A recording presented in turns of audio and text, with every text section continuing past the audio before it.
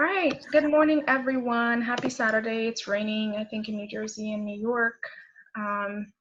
So we come here today to talk to you about the upcoming school reopening that is on top of mind for a lot of us. And we have myself, who is a parent and an ECMA board member, as well as Sophia, who is a principal, and will talk to us from her perspective. So this is, a great time. Invite folks who may not know about this. We are recording it, so we should be able to make this available at a later time. But nothing like, getting your questions answered live. So this is offered by ECMA, for those of you who may not know. ECMA is the Ethiopian Community Mutual Assistance Association. This is an organization that's been around in the New York area for a very long time. I serve on the board there, and because I am a parent and I'm thinking about it, we thought it'd be a good idea to have a session on this and share about what we learned from the last semester and how we can prepare ourselves, our kids, and our community going forward. So I'm just going to share with you very quickly the strategy that ECMA is working with and how we accomplish our work. And the objectives are really to have a very active and engaged membership, to share resources like this that are timely, that are important, and create opportunities for all of us, right? And of course, nurture and teach our heritage and our culture. And we do that by event planning like this, community outreach. And so if you are not already getting some of our communication via email, definitely go to ecmanewyork.org and add yourself to the list so you can stay informed of important things like this. So let's get right into it. So Sophia Mohammed is a principal in New York school system, and she's graciously agreed to share her time and resources, what she's learned from the education perspective and being a leader of teachers and what she's seeing. I'm very much looking forward to this conversation. Like I mentioned, I myself am a parent and an ECMA board member, and I too learned a lot, during the last time that we did this, where there was not a lot of preparation both for parents and educators and everyone involved. And we also have Marta with us, who's a very active supporter of ECMA, and she'll help us, and a nurse. So she'll help us field some questions and things like that that you may have. So just so this is accessible for all, we're doing this in English, but if there's any challenges or if you need anything translated, please let us know. አማርኛ እናወራለን የተቻለውን ያህል እንግዲህ በዛ ለማድረግ እንሞክራለን ማለት ነው። ይሄ አይዲ አክቹሊ አፕዴት አድርጌያለሁ ከይቅርታ ጋር የተሳሳተ ነበረ። ሶ ሌሎች ልጆች የሚፈልጉ ከሆነ ዌብሳይት ላይ ያለውን ስጧቸው። All right, so Sophia, let's talk about just the basics, right? Like setting ourselves up for success for the upcoming year. And one of the things about virtual learning is, before we pack lunch or, whatever for our kids, they go to school, right? 9 to 3, we don't see them, they come back. They may or may not need our help with homework. And so we had that structure of them going, coming back, them going, coming back. There was a routine, and all of a sudden we're wearing multiple hats. We're the parents, right. We're the teachers, we're the caregivers and everything. And I'm sure it's different for you as an educator and as a leader as well. So, to me as a parent, setting some type of structure, some type of routine was key. That was the foundation for having any type of sanity, right? So tell me a little bit about, why that's important and how parents can help their kids succeed from that perspective. Yeah, so people thrive, particularly kids, like structure. They do. Even kids who will express that they don't like structure, they actually do, really. They like consistency. They like to know what's happening, what's coming up. That's really the way that generally kids thrive, and people thrive. They like predictability, and it makes them feel safe. So in school, because there's already you go to math class at this time, you go to lunch at this time, you go to recess at this time. Kids look forward to their favorite class because it's always going to come right before lunch, and then right before lunch, that's where they get to see their friends too. So it's when you have a predictable routine or schedule, It just, it allows students and it allows children to not they don't focus on what's coming up, because they know they can Right. actually focus on whatever it is that they're learning in the class, right? Like it frees up their brain space to focus Yes. on the learning, Yeah. instead of focusing on like, what do I have to do later? Yes. And I'm so glad you mentioned that, because I feel like that is not just a logic that works for kids, it's also for adults. We thrive People, on routine, yes, right? Routine doesn't have to mean boring. It just means right, structure. It just means that, to your point, our brain is freed up on the actual task as opposed to right. coming up with the time and definition. And so something that has been really, really helpful to me, and I'm sure as parents, we've tried all the reward system, all the sticker system and all of that. But the one thing for some reason that stuck is there's a website called the Clip Trip. And all it is you are able to create different routines for kids. It has, what I like about it is it has images and it has words, so that for the kids that are not reading yet, you can do. So I Right. have a sample here that I created for my Oh, kids. nice. So, you see the image, Oh, wow. there's a checkbox, and there's a word, and, and you can have anything. I mean, I have, practice Amharic here, and whatever you need them to do during the day. So these are Right. the things they need to do in order to get screen time, for example. Yes. Right?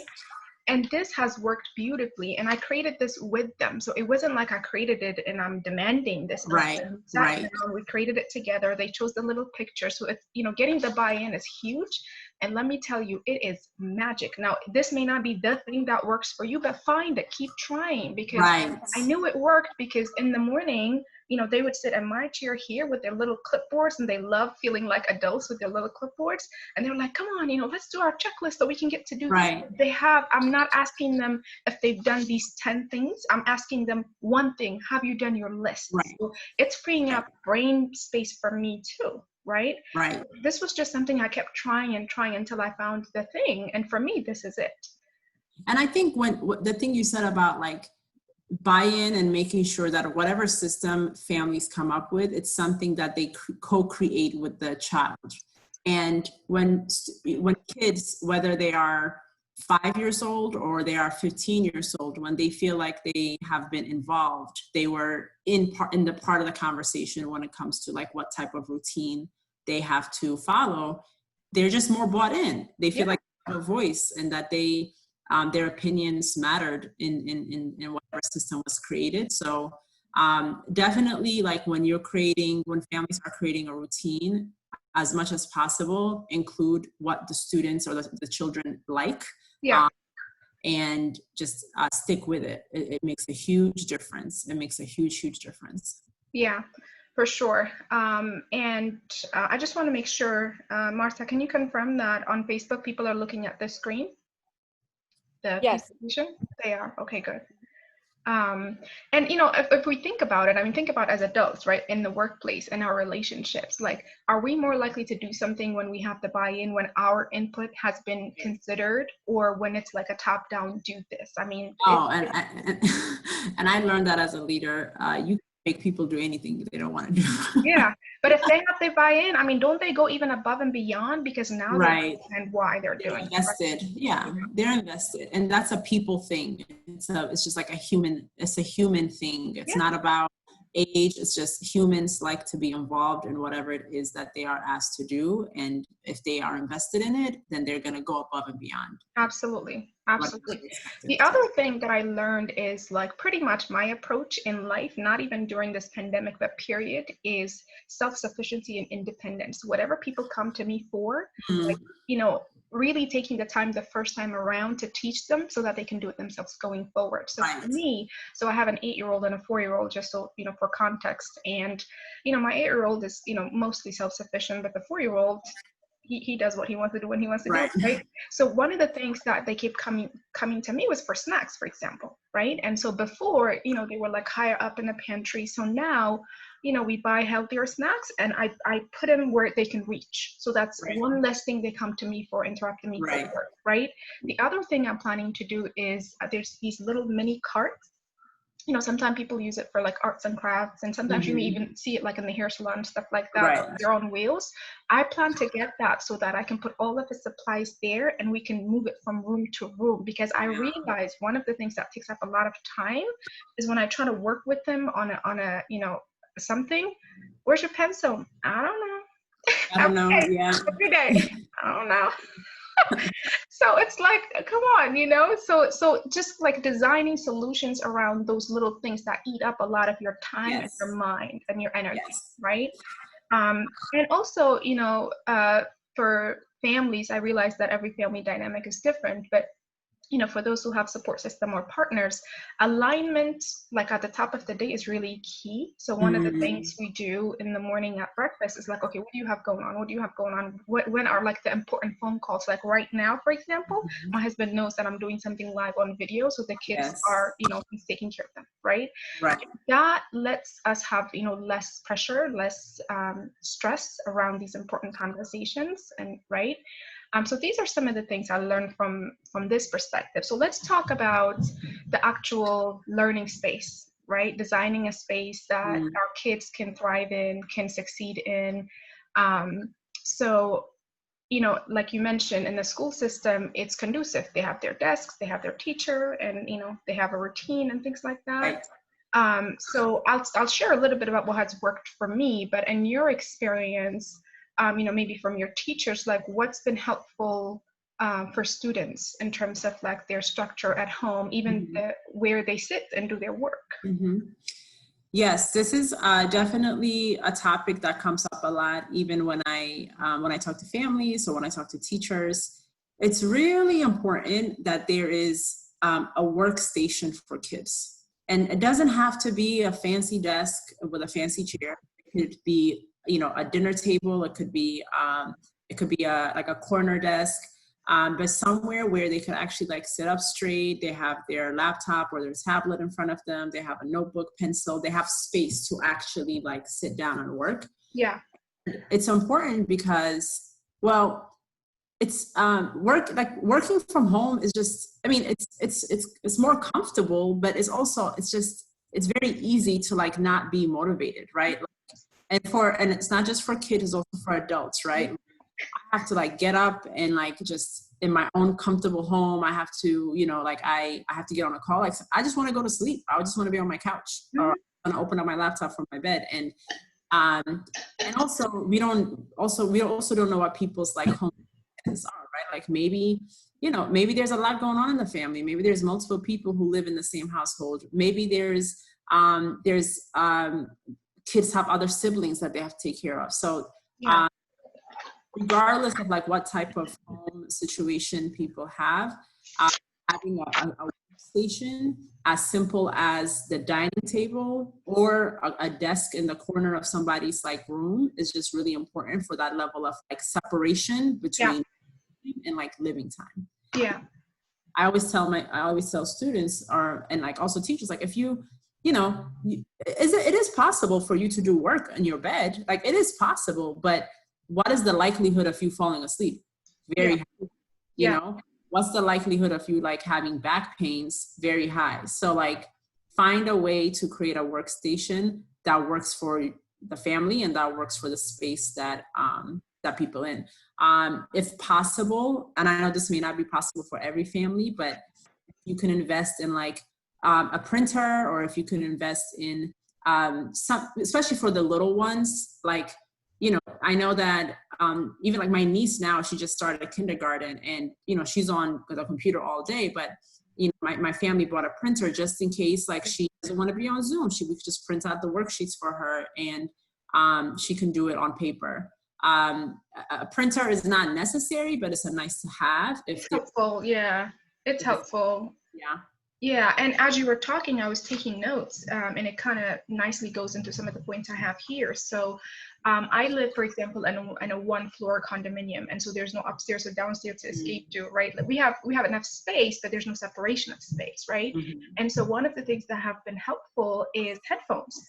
You know, just have Right. headphones. Even Right. for me or the kids, when they're doing something, I get very distracted if I'm, even if like the doors are closed, if I'm hearing something over there, I can't focus here, right? Right. So maybe I can use a headphone or they can use a headphone. I've even seen on social media like simple cardboard, nothing expensive, but like, Mhm. you know, to guard your sort of peripheral vision so that you're not getting distracted. Yes. And so Yes. you mentioned about, you know, how it's easy to get distracted even for adults. If we think deeper about the psychology behind that, it's because what we see, what we hear, we get attracted to that, right? And Yes. so we can sort of hack that too a little bit. The way I do that, and I kind of accidentally learned this, it was not something intentional, is you know, like in my office, I have a little desk for, you know, the kids to come and do something. Over there, I have a little something. Over there, they have the toy chest. Over there, they have an art. And so, you know, I'm very conscious about screen time. And I think a lot of us feel guilty about that. But what I've learned is when I'm in a different room and I turn around and I see something, I then get the opportunity to say, hey, let's do that, as opposed Right. to screen time or whatever. And so Right. this idea of getting distracted by what we see, we can actually leverage it by intentionally putting, whether it's puzzle boxes or arts and crafts or, you know, sensory boxes, because when they turn around and they see it, they tend to play with it. Right. Further giving you independence and time back, right? So that's Right. something I've learned, is to put something in each room intentionally. So wherever they go, there's something to do. Right. And intentionally, so that they could be productive and they could also like learn something. Yeah. Thought about that's definitely like from the parents' perspective, because I mean I live alone, so like I don't have like, it's not like there's a lot of like things that distract me. But for families, yeah, like it's important to just be even more intentional. I think when it comes to also intentionality, it's small but it's important, like lighting, Yeah. like, and like I know that, you know, when children are like working in a dark room, like it could also just be a little bit of a demotivator. Yeah. Like, Depressing. so see if like the desk could be like positioned, or like, you know, whatever station it is could be positioned like, you know, with natural light or something, so that there's still some, just like some natural light coming to students. Yeah. Even, you know, and it's also very similar to schools, because in schools we're very particular about like the lighting in the hallway, the lighting in classrooms, because we want to create a bright environment. And families could replicate that in their own homes, being intentional about like what kind of lamp is by the desk, or what's the position of the workstation. Yeah, I love that. And some of the practical things that have helped me with my older one, so my 8-year-old is in public school system, my 4-year-old, you know, was in daycare, is I learned pretty quickly that even just having, like, making sure that the laptop is charged up, so it's not like, you know, especially if they move it from place to place, sometimes Right. it just dies in the middle of a Zoom, and then you're stressed trying to scramble to fire it back up and stuff. And credentials. So I think a lot of school systems are using Google Classroom. Yeah. And so, you know, there was a lot of the times where my older one will say, Mama, you know, can you help me with this? I then have to break my concentration, my momentum, to physically get up and go see. So what I did is I logged into his account on my computer, and he logged into his from his computer, and you can do that, multiple logins. So now when he asks me a question, I'm not physically getting up. You could And I'm just, yeah. I can look and say, Papa, this is what they're saying, whatever. And that really helped, you know, even teaching, you know, basic PC skills, like even printing things, Yes. saving things, you know, Google Sheets. And printer, I'm a huge fan of swapping, you know, like if you hop on Facebook groups, local groups, you can swap free printers, free or very little cost. And so definitely leverage those resources. And I think I have it down there somewhere. There's also a very inexpensive internet service by Comcast called internetessentials.com. It's $10 a month. It's internet plus Wi-Fi. And a lot of people qualify for it. If you have a kid who qualifies for free reduced lunch, if you have a college student kid, if you're a veteran, if you have older folks, there's just a lot of criteria. And I personally know people who've applied and used it. So this is really, it works. Right. So if you're paying, you know, $100, $200 and somehow you qualify for this, I suggest that you look into that. So I also recently, actually, Sophie, I don't know if I told you, I opened up an email account for my 8-year-old. It's a kid account, so it's attached to mine, so I know what's going and coming What's in. going on? Yeah. Because what I learned is not so much with, academic school, like say Bible school on the weekends, they would send his homework to me, and then he wouldn't know about it. B, I then have to remember it's one more thing on my Tell mental him, load, right. and I say, you know what, I'm going to forward it to you. You manage your stuff, That's so good. That is so good, because I know for a fact in definitely in elementary and like middle schools, like they don't, even though students have access to Google Classroom, they don't have access to the email. Yeah. For Yeah. safety reasons. Yeah. Yes. So it's good that you have created. And it's also like you're teaching your son like to even be more tech literate, Yeah. Oh, I'm, there is, if you're intentional about it, there is some fun and there's some great opportunities. I sent his email out to all of our family members across the world, and they're sending him like little love notes and stuff like that. Oh, that's so cute. So, you can be a little intentional with it. So we talked about logging in from, your machine and the kids. That's cute. Oh, this right here is something I had to come up with, homework help policy. Mm-hmm. Like you mentioned, it's hard to get motivated from home, or like, especially he has a younger brother. And so if his younger brother is like lollygagging, yelling, he wants to play along with him too, Right, he's right. not focused. And so the great thing about this whole, virtual learning quarantine life is we really get to know our kids and how they learn, what they enjoy, what they don't, which means I know what he's capable of. So sometimes when he comes to me for help, I'm like, really, Papa? Like, I know you're capable of this, right? So then I said, all right, we're going to have a policy. And this too was something we agreed upon, by the way. This is not something that I just said, this is what we're doing. We say, here's the policy. Does it sound fair? Because before you come to me for help, I'm going to ask you if you've read the instructions. Mm-hmm, mm-hmm. I'm going to ask you where you're stuck and why you're stuck. Because then that's putting accountability back on him. Like, I've read the instructions, and B, I've tried this much, and this is, and so when there's that expectation and we shake hands on it literally, and I post it on his little desk that, before you come to me, it's the same thing with the list. It's giving them a framework to think about, and that has helped a lot, because that was the one thing I kept distracted on, right? Like, he just kept asking me for stuff I know he's capable of. So something like that could be helpful as well. I know that, this virtual learning has brought up a lot of inequities and a lot of challenges that we didn't think about before, such as food security, insecurity, such as technology and language barriers, right? Even the people we're talking to now, likely understand English, likely know how to use a computer, right? But of course, we have families, who may have challenges with that. So let's talk a little bit about, how those families can get support. In my town, there was a community, the different nonprofits, they had tutoring service. It may even be just like 1 hour a week, but it's helpful, The PTA is, across the nation is a good resource. Sometimes they may be able to pair you with a family who speaks, the same language or is in the same grade. So those are, or even, the thing about virtual is technically anybody from, any part of the world can join this meeting right now, right? And so if you have family members that are farther away, college students or young professionals, they can help your child as well. So those are some of the things I'm thinking about. What have you seen in terms of helping bridge this gap? When it comes to the language barrier, I know that the DOE has a number that families can call in and that educators can call in for translation services. That's in New York, right? And that's in New York. Education. Mm-hmm. Yes, and in terms of, we also know that the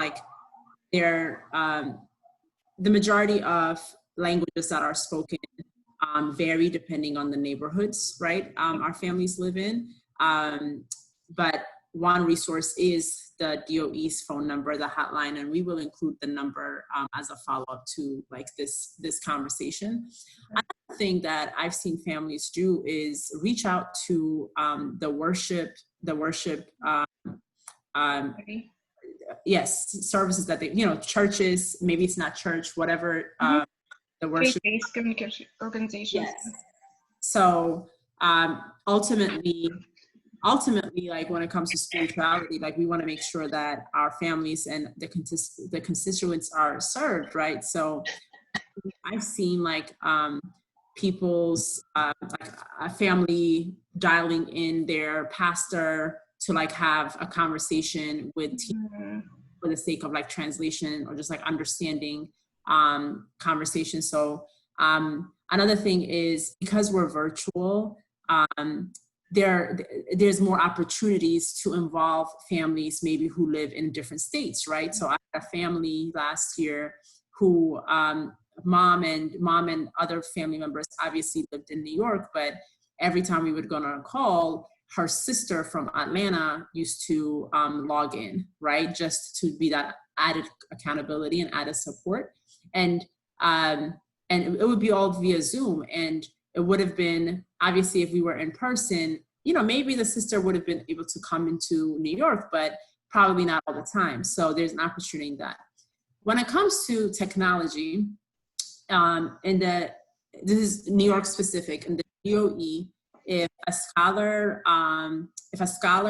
has an individual education plan, if a scholar gets specific services in their learning, then they qualify for a tablet.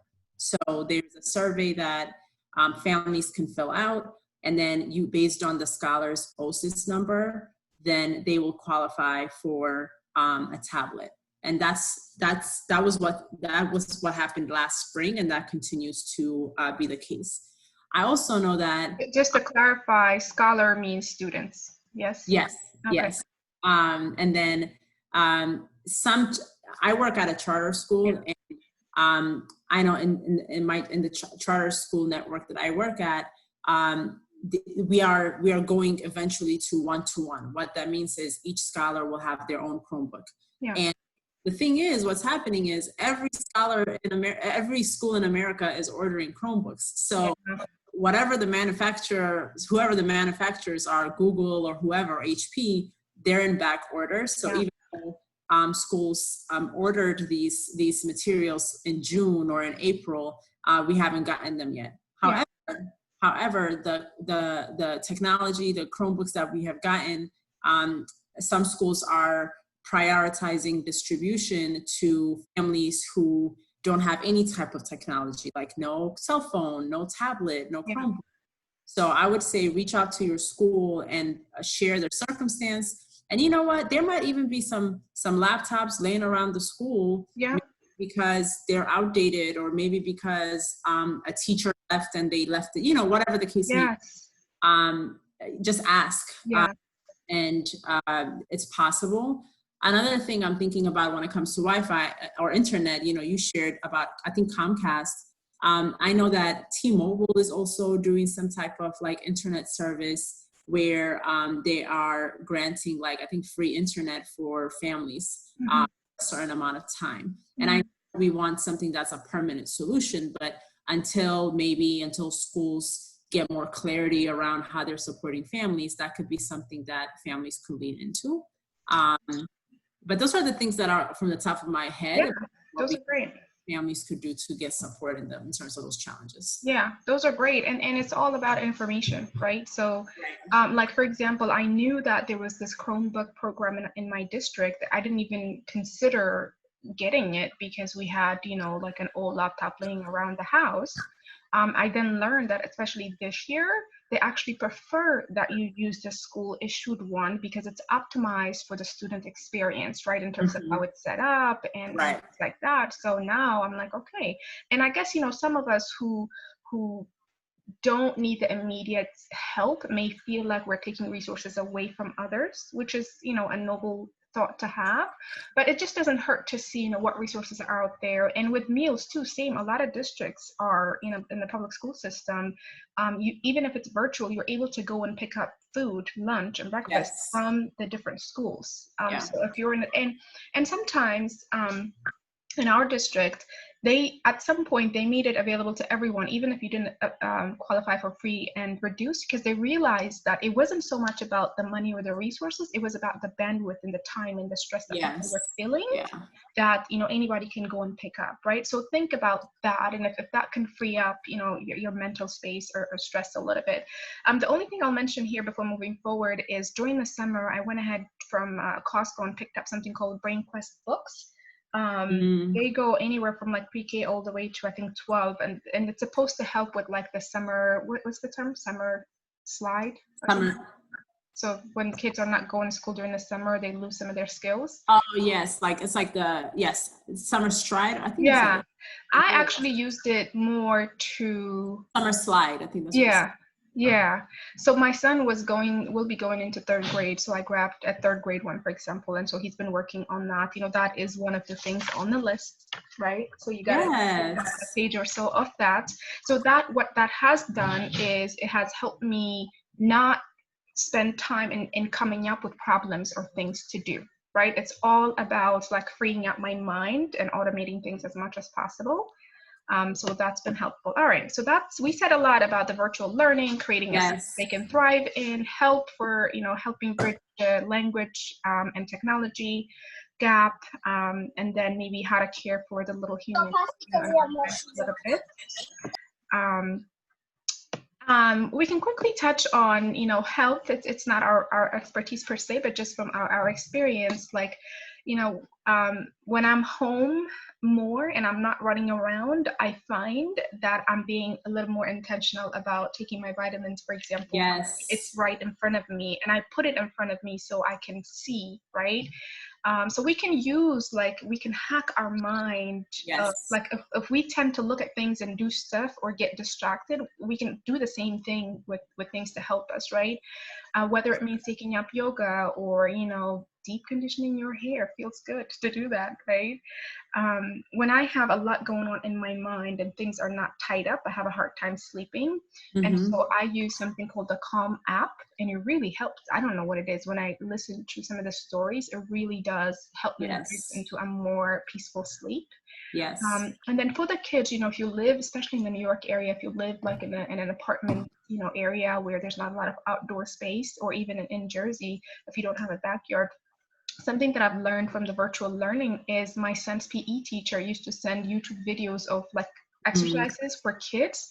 And I used to put it on, and both kids, will go at it for a good 15, 20 minutes. And so, it's good to know that they're getting, movement and things like that. This, I think, is where we'll spend a lot of our time, the resources, right? To help gap. Some of them we talked about, the internet and the tutoring services and stuff like that. In New Jersey, I know that there's an organization called SPAN, Statewide Parent Advocate Network. And this is an organization that supports special needs families. So, special needs families have something called IEP, or Individual Education Plan. That has been challenging to implement during, COVID, understandably, because we're not meeting in person, and priorities and capacity and availabilities have changed. But there's a lot of rules around special education and what families are entitled to, what districts should be, providing. And it's especially important to pay attention to that now, right, that we're virtual. And so I'm not sure if there's an equivalent organization that is in New York or Connecticut, but I know that in New Jersey, this has been, I attended actually a seminar they had recently, and they did confirm that they provide services virtually. So if you just want to pick up the phone and talk to someone, or if you have an upcoming IEP meeting, you want them to be kind of present, advocating on your behalf, anything like that in the city that you know of? There's one I know. It's called the Parent Center Programs. It's in New York, it is in all 5 boroughs, and it is actually funded by the New York State Education Department. So there is like resources, there's a calendar to follow for your family, and there's a helpline if there's any questions that families have. They could reach out, whether it's advocacy services or whether it is, hey, like my scholar has this particular learning style, and therefore I need some resources and how to best support them in the household. So what I would recommend is called the Parent Center Programs through Include NYC. Okay. It is it's like a great resource, and there's also some language translations that they could have. Yeah. Another thing is this is something, unfortunately, this is the reality of like special education, and just like the special education department is like, things are not as clear, right? Families or school leaders or school teachers on like what exactly the students' needs may be and what strategies there are. So I think part of empowering students and families around supporting students who have IEPs is first knowledge. Like be very clear on what is the learning style that your child has. What is the learning disability that the child has? Like, be very clear on what it is, and then read the IEP very intensely. Read what services that your child is supposed to get legally. And then right now, the schools are trying to figure out what's the best way, like you said, to provide these services. Yeah. I know that in our schools, we have daily Zoom meetings with students to best support them. We know it's not enough, but that's something that we're doing right now. Yeah. Families to read the IEPs, talk to the special services coordinator or director at the school.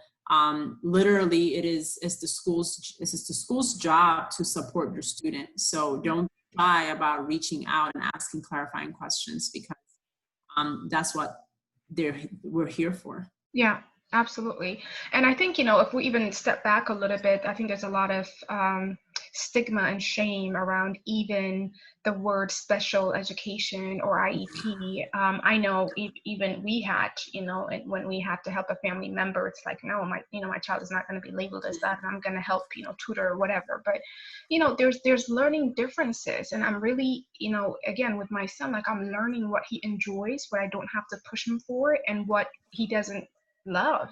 And being creative around how can we go around that. For example, he's a great reader, like he can be in a book for hours.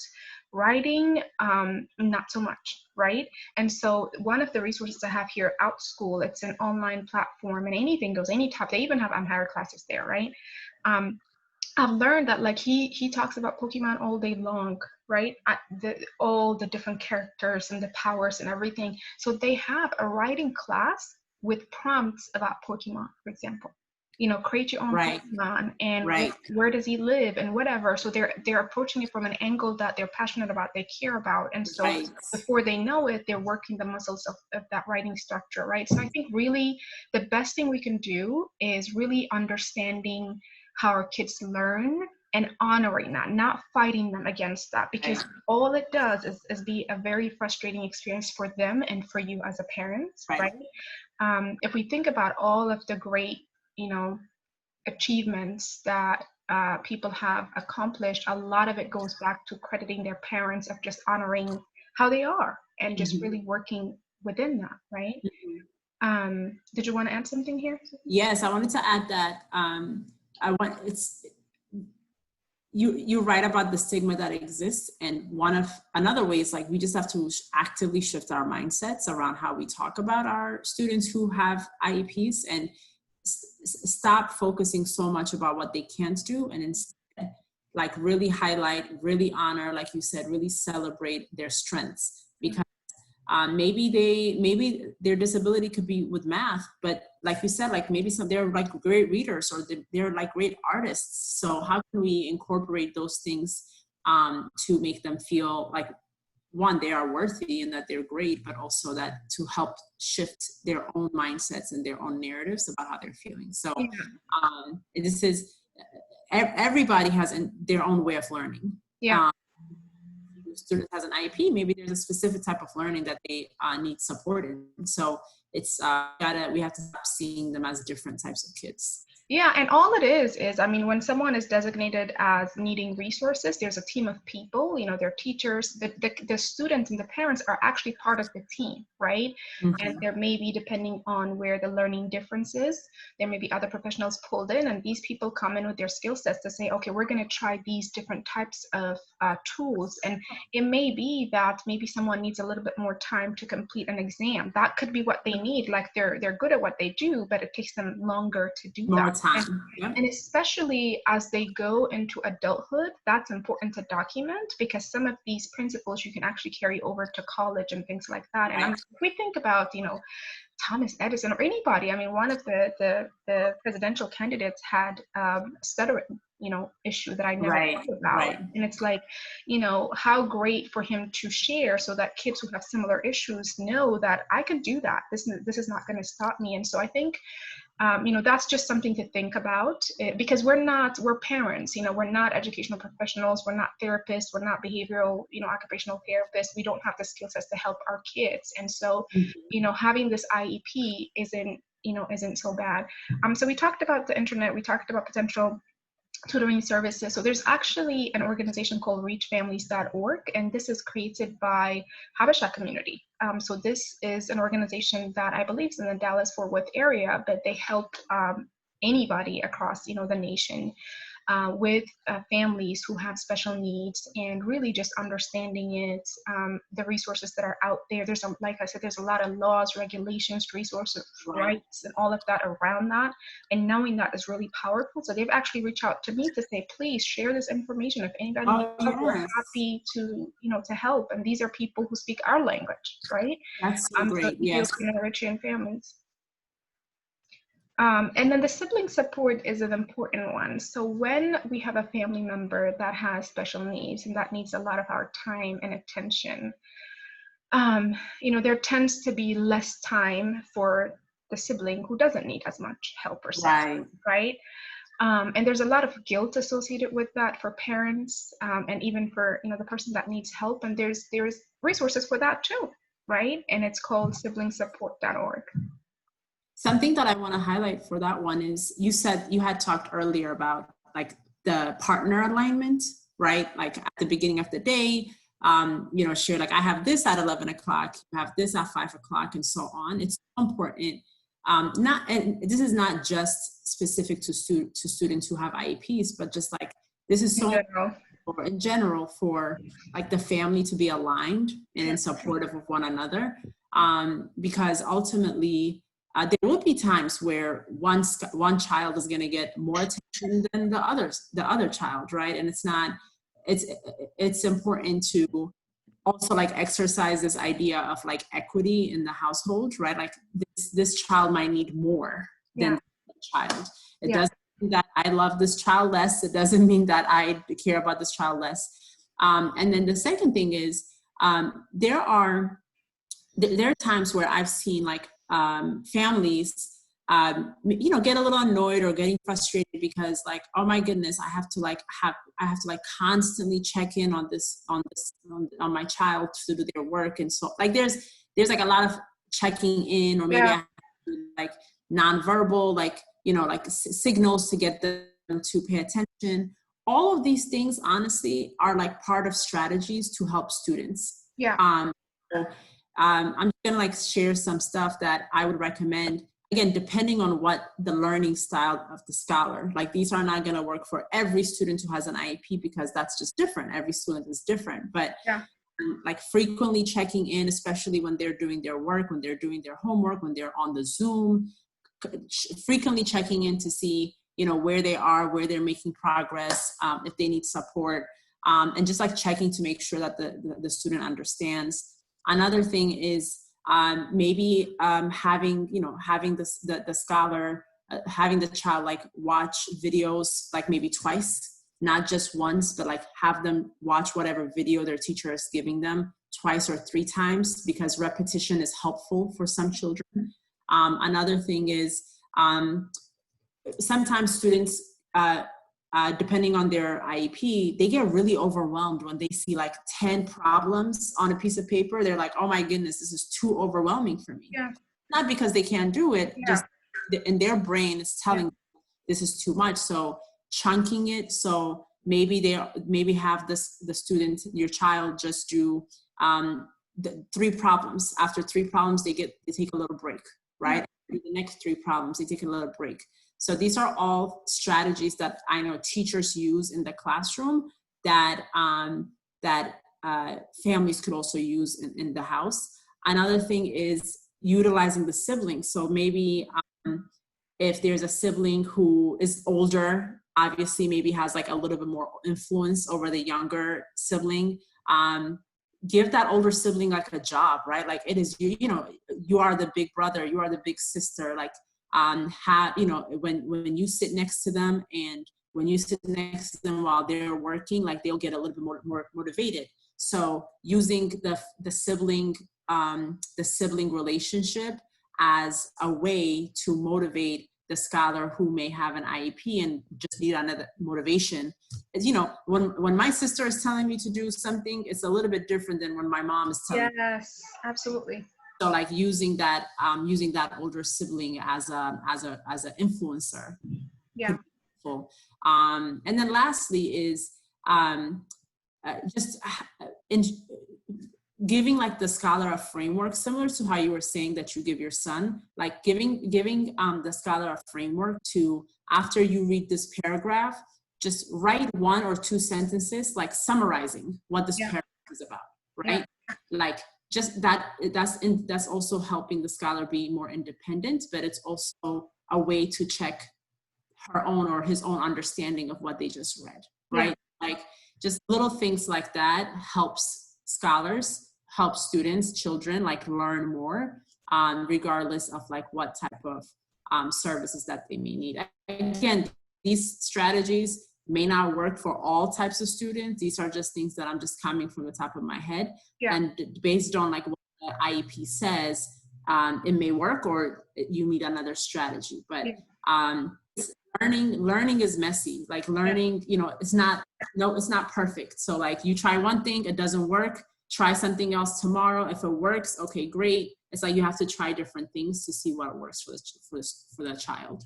Yeah, I love that. Thank you. A lot of great resources. And that reminds me of the conversation we had earlier about, you know, how learning and where we learn changes, right? You know, learning, a lot of us think of it as this very traditional, very structured, they go to school to learn and that's where they learn only there. And we're seeing quickly that there's a lot of opportunities to teach at home. And in fact, we're kind of forced to be creative in that way. And, you know, the second thing is great. And I see it in my home, you know, not to put too much pressure on the older one, not so much from a responsibility perspective, but just taking advantage of the connection, the different type of connection they have and how the message will be received, right? So a lot of the times I find my 8-year-old, you know, sitting here at my desk with his little clipboard or, you know, his list saying, Mati, you know, calling out my little one, let's do this and let's do that. And the little one follows around and, you know, it's different than even mommy saying something, right? I can definitely relate there. Something that came up is, so when you talked about the idea of, you know, giving attention to even in a household that there is no special needs, you know, child, in a general ed household, when you have more than one child, there's a natural competition for attention from the parents, right? It just is there, it happens. And so something I've learned from a module called, so I belong to a parenting support or coaching group called Positive Parenting Solutions. And something I learned there is essentially, you know, in simple terms, quality time, giving dedicated quality time to each kid separately, without the other sibling, without another parent, without technology, without work. And this could be 10 minutes a day, 10 to 15 minutes a day. Okay, this is our special time. You choose the activity. What are we gonna do? Because a lot of the interruption throughout the day has to do with that attention not being met or not being satisfied, right? And so we can dedicate 10 minutes, 15 minutes, you got me, what are we gonna do? You choose. And maybe I'll send this, you know, after the event, and I'll share Ekma's email address at the end, but they recently sent 131, low cost or free things you can do together. Oh, that's so nice. And again, do you see the common theme of like, if we spend a little bit of time researching, putting systems and structures in place, we then don't have to do the thinking when we have to do it right. And so I don't have to say, okay, I got 10 minutes. What do you want to do? And then figure out, here's a list, choose, what are we going to do? We can do let's choose one from there. Exactly. Yeah. So that just me and you time, and you choose what it is, really feeds their attention seeking energy, and they're less likely, to interrupt you throughout the day, right? So if we can do that with each kid, if we can do it twice a day, even better. But and I think even for a parental perspective, I know that like when I've spent a little bit quality time with my kids, and then I have to focus on work, I feel less guilty that I'm not spending as much time with them, right? Yeah. Even with screen time is another really hot topic that a lot of us are feeling guilty about, right? Like I raised kids without any type of screen, maybe like up until we had none, no TV, nothing, right?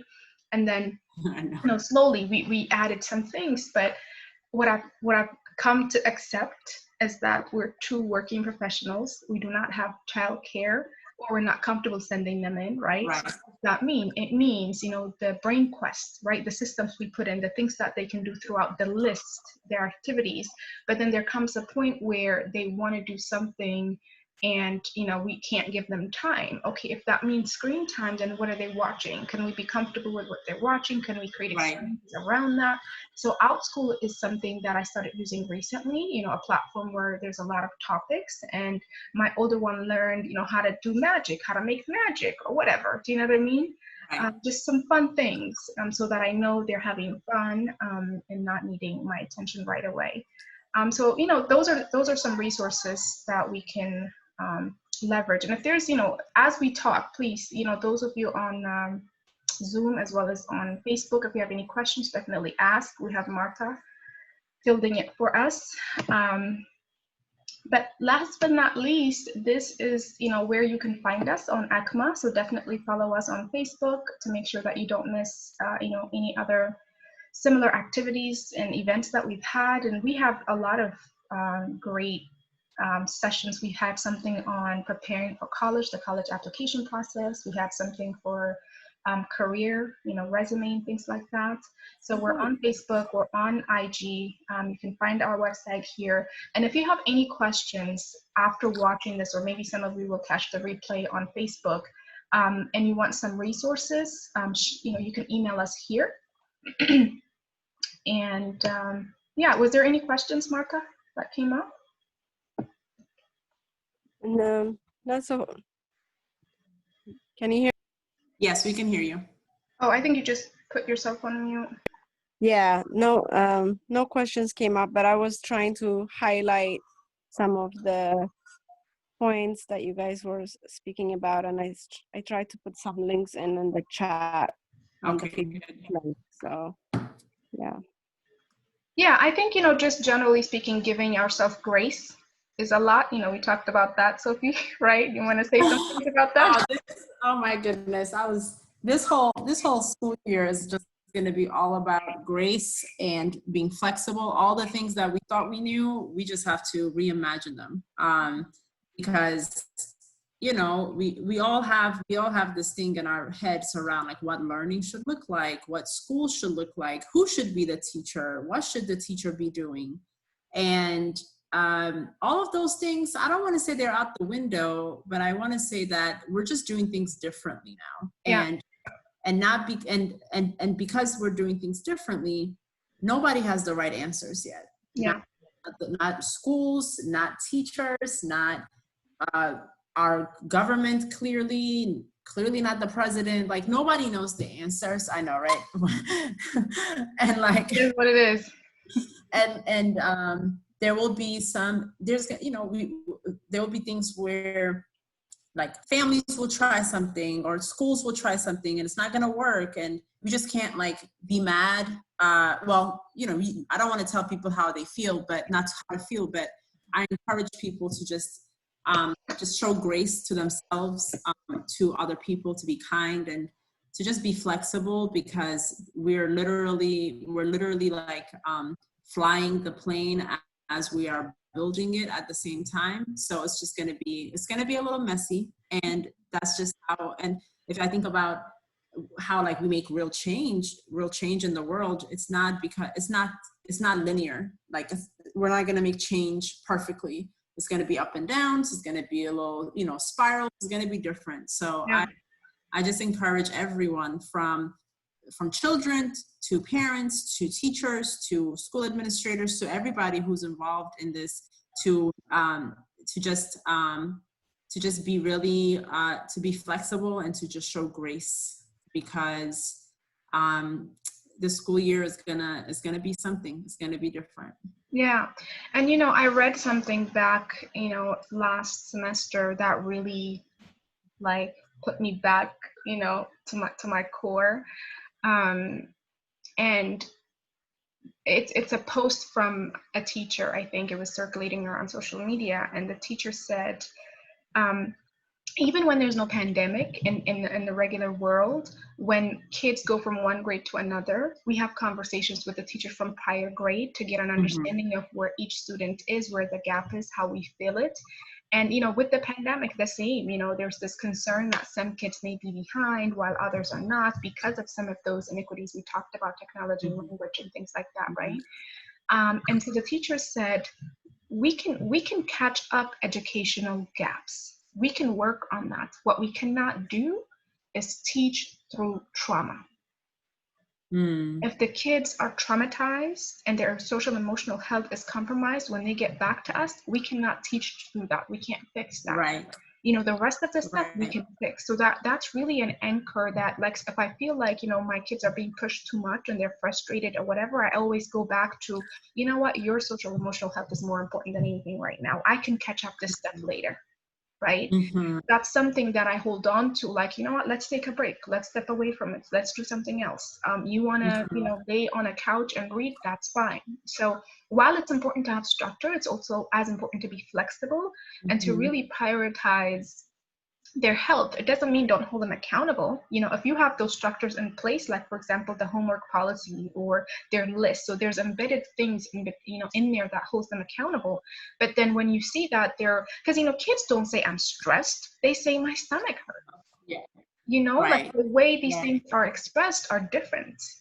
They don't have the words, or they don't label those emotions yet. Even they can say I'm mad, or they shut down, or they just don't do the work.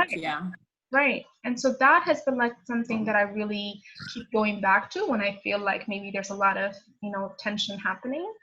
And I think, we also talked about this idea of, most of us, especially in this country, things are very exact. They're planned. We know what's happening, what's happening next. And now it's like day by day, week by week, and even leaders in any industry, the education leaders, politics, whatever, no one really knows what's happening. We're taking it day by day. And being okay with the unknown future, the idea of just being okay with the unknown future. And if you can say a little bit more about just being honest and vulnerable, even as a leader, where you had to be honest and vulnerable. I don't know. I know what's going to happen for the next few weeks. I have no idea what's going to happen after that. Right. Yes. I was talking to a colleague the other day about how we have been so conditioned to plans ahead, to just like control everything, to just like know the what, the how, the where, when, all of these things. And the year 2020 and this whole school year is really, I don't know. I also think it's like God probably telling us, like, listen, calm down. Yeah. I'm the leader. Yeah. And, but I say that to say, I'm learning as a person and as a leader to trust the process, even as hard as it is. There's something to be learned from all of this. There's something to take away from all of this. Even in crisis, there's an opportunity for some type of learning, or the fact that we, as in America, we have flipped our education model so drastically in such a short period of time. Like, people thought that was impossible, right? Like people used to say, we're never going to get rid of state exams. We're never going to go 100% digital. We're not like, and these things that we're doing now, some schools done it, you know, and, you know, Google has been telling us about the flip model forever. That's why they created Google Classroom a long time ago, right? But Yeah. it has never been mainstream because there was not a need for it.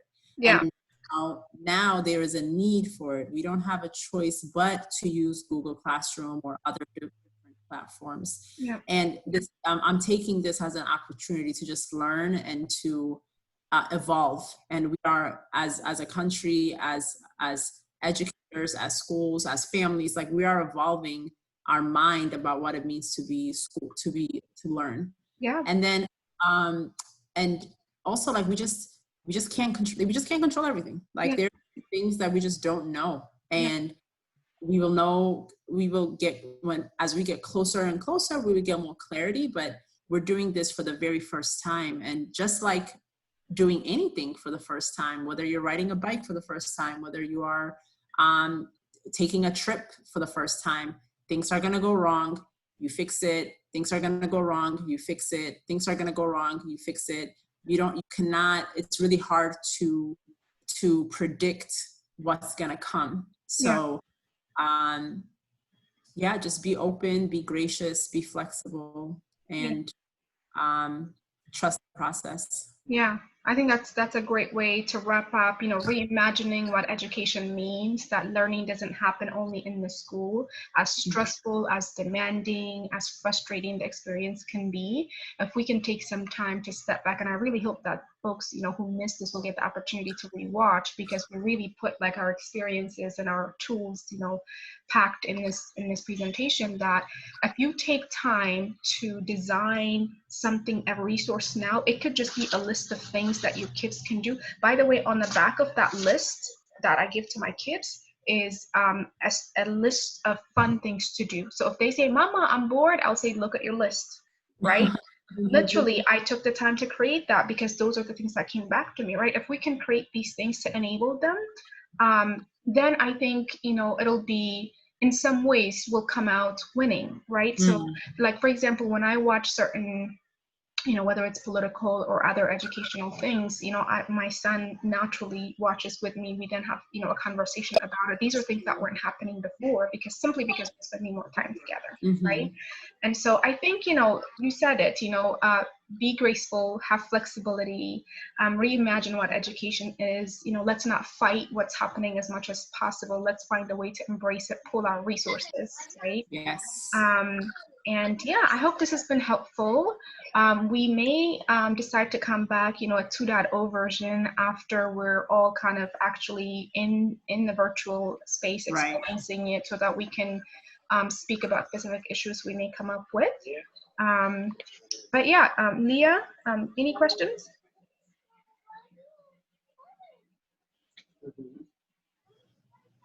Okay, maybe not.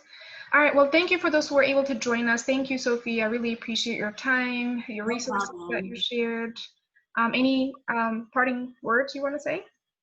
No, I think I said it all earlier. So thank you for having me. And I appreciate being able to, you know, talking to you also is a huge learning opportunity for me as well. So thank you for giving me the space to share my ideas and to learn from you as well.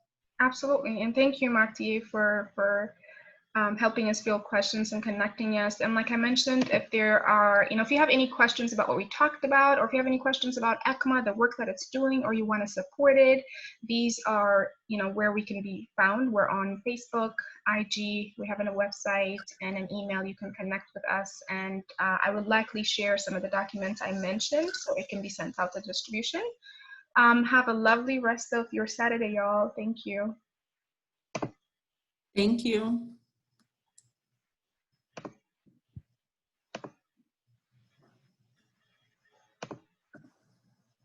Okay, so I have stopped the live.